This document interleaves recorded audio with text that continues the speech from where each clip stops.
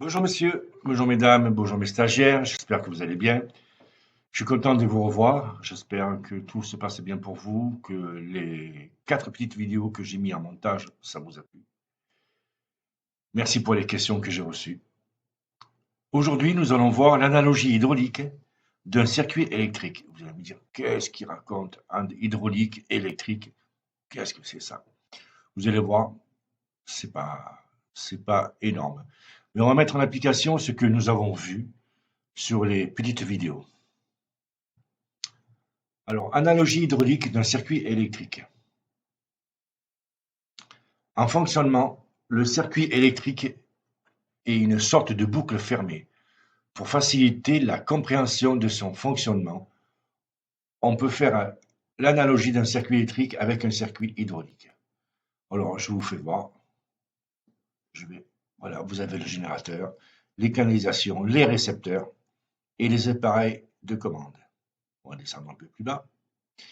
Nous avons le générateur. Alors, je vais vous laisser réfléchir quelques secondes. Qu'est-ce que c'est qu'un générateur? Eh bien, un générateur, c'est quoi? Où est-ce qu'on peut trouver un générateur en France? Eh bien, on va avoir une hélice, on va avoir des champs photovoltaïques, des éoliennes, on peut en avoir plein. Charbon, une usine à biomasse, ça c'est les générateurs. Un groupe électrogène, on peut en avoir plein. On peut avoir aussi des récepteurs. Alors, qu'est-ce que c'est qu'un récepteur? Un récepteur, c'est ce qui va recevoir l'électricité.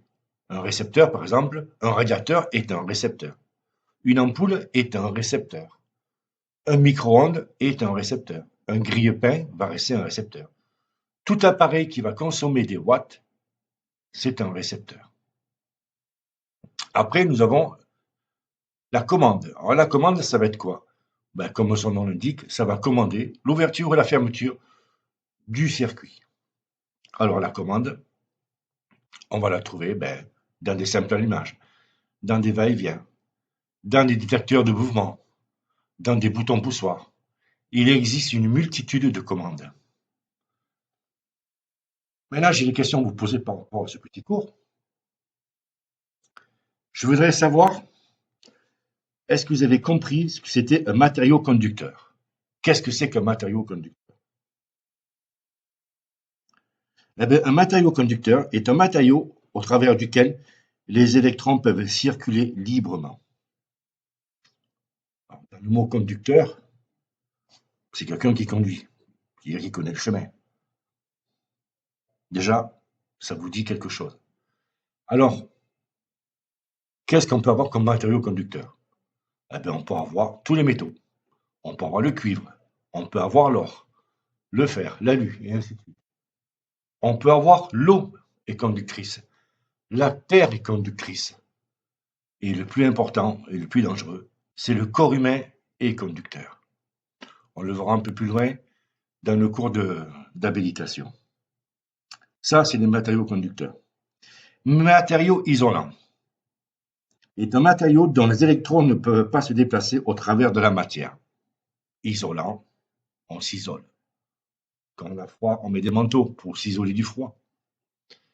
Mais isolant, qu'est-ce qu'on peut trouver comme matériau isolant? On va trouver le plastique, pardon, excusez-moi, le plastique. On va trouver le caoutchouc. On va trouver le carton sec. J'ai bien précisé sec.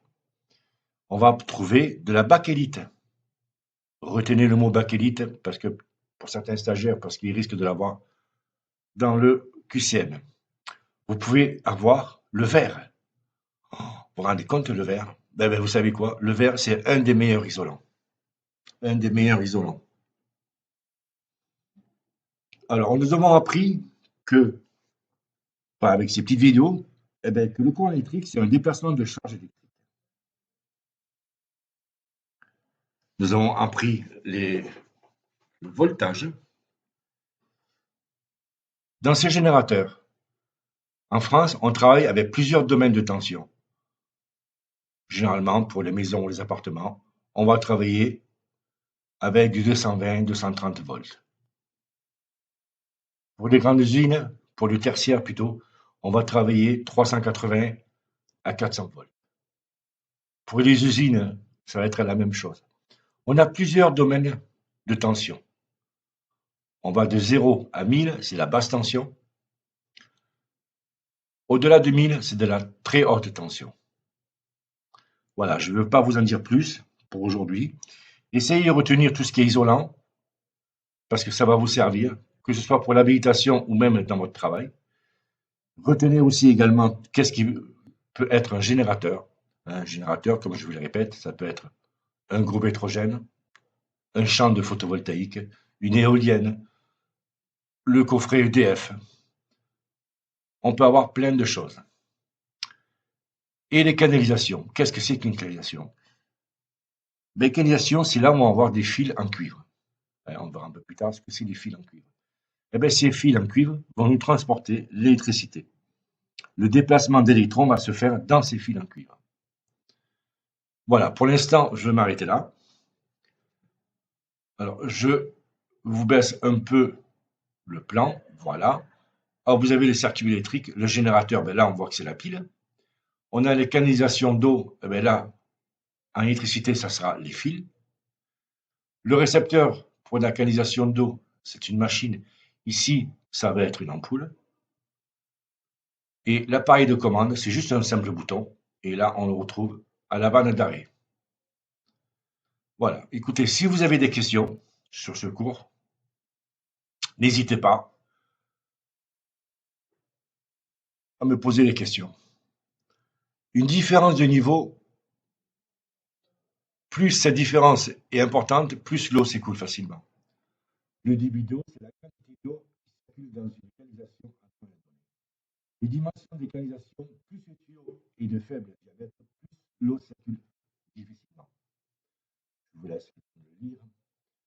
En circuit électrique, la différence de potentiel ou de tension, le symbole U, exprimé en volts, plus celle-ci est élevée, plus la quantité de courant passe par un circuit est grande. L'intensité, sorte de débit électrique, symbole I, exprimé en ampères, c'est la quantité d'électricité qui passe dans un conducteur en secondes.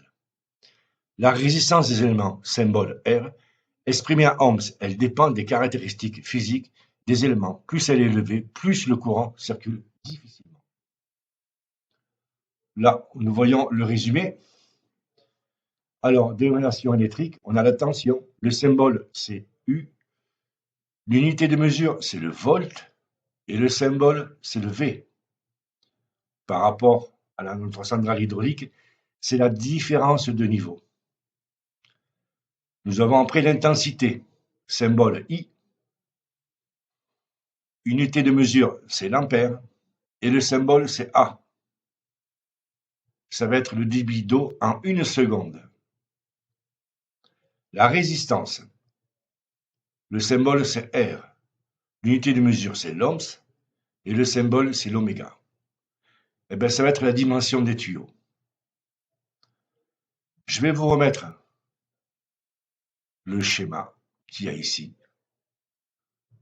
Vous reprenez juste à la page d'en dessous et vous regardez et vous comparez. Voilà, j'espère que vous avez bien compris ce tout petit cours.